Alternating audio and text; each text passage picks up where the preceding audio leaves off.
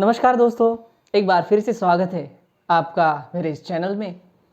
दोस्तों, हम आज बात करेंगे एक ऐसे शख्स के बारे में जिसे भारत में कोई महामानव के नाम से जानता है, तो कोई कहता है the father of Indian constitution, या कोई बैरिस्टर के नाम से जानता है। चलिए दोस्तों, आज बात करेंगे डॉक्टर बाबा साहब अम्बेडकर जी के बारे में। जो नॉर्मली हम तो सब जानते हैं कि वो हमारे भारत के संविधान के जनक है, लेकिन इसके बावजूद भी कुछ ऐसे डिसीजंस, कुछ ऐसे बदलाव उन्होंने लाए हैं कि जिसके वजह से हमारे देश का कानून, हमारे देश का जो लॉज एंड ऑर्डर है उसमें बहुत सारे चेंजेस आए हैं। दोस्तों, बाबा साहब जी का जन्म 14 अप्रैल 1891 को हुआ और उनका असली सरनेम अम्बावडेकर था। तो उनका अम्बेडकर कैसे हो गया जी?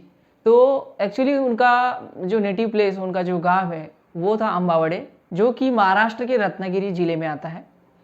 और हुआ यूँ कि जब वो स्कूल जाने लगे तो उनके स्कूल के टीचर महादेव अम्बेडकर, जिनका नाम था, उन्होंने उनका सरनेम बाबा साहब जी को लगा दिया उनके स्कूल के रिकॉर्ड में, क्योंकि वो जान गए थे उनके टैलेंट को देखकर कि ये बंदा कुछ आगे जाकर कुछ बड़ा करने वाला है, कुछ यूनिक करने वाला है।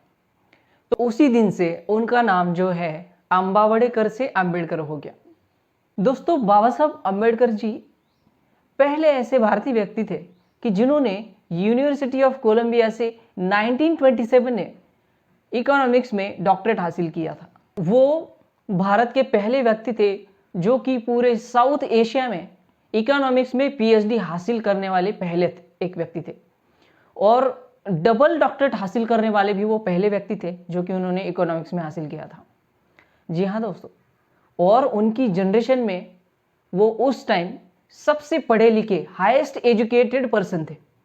यूनिवर्सिटी ऑफ कोलंबिया से उन्होंने मात्र 3 साल में इकोनॉमिक्स में 29 कोर्सेस, हिस्ट्री में 11 कोर्सेस, सोशल साइंस में 6, फिलोसॉफी में 5, एंथ्रोपोलॉजी जिसे नृविज्ञान कहते हैं उसमें 2, पॉलिटिक्स में 3, और जो एलिमेंट्री फ्रेंच और जर्मन लैंग्वेज थी उसमें एक कोर्स लिया।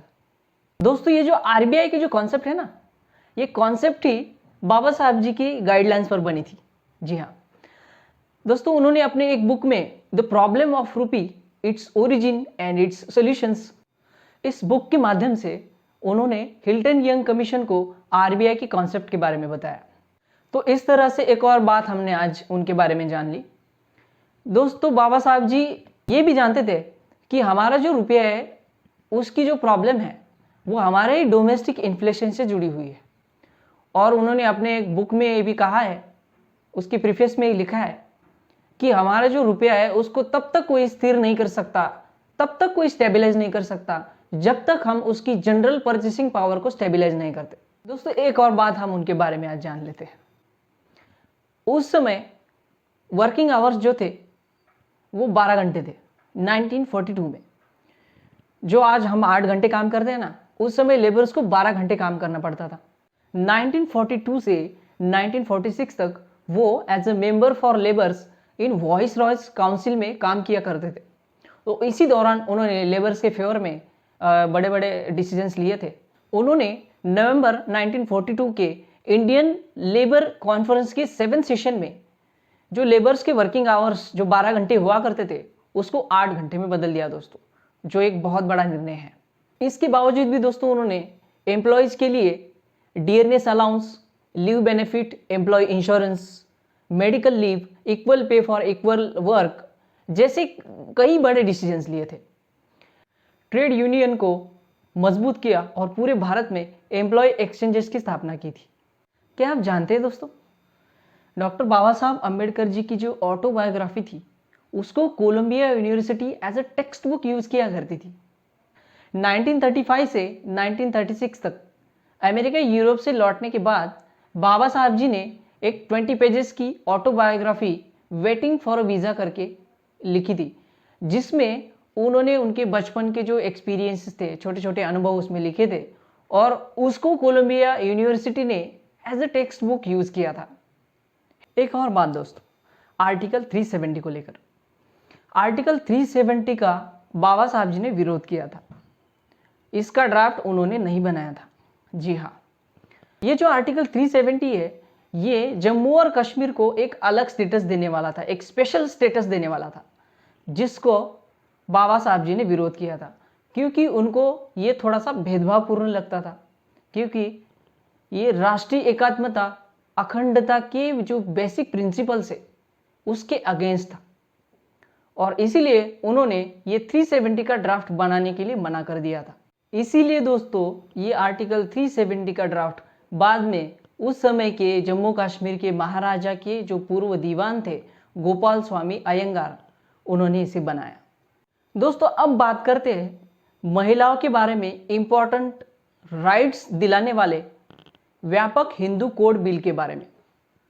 जी हाँ, डॉक्टर बाबा साहब ने ये जो बिल है इसको पास कराने के लिए 3 साल तक स्ट्रगल किया था।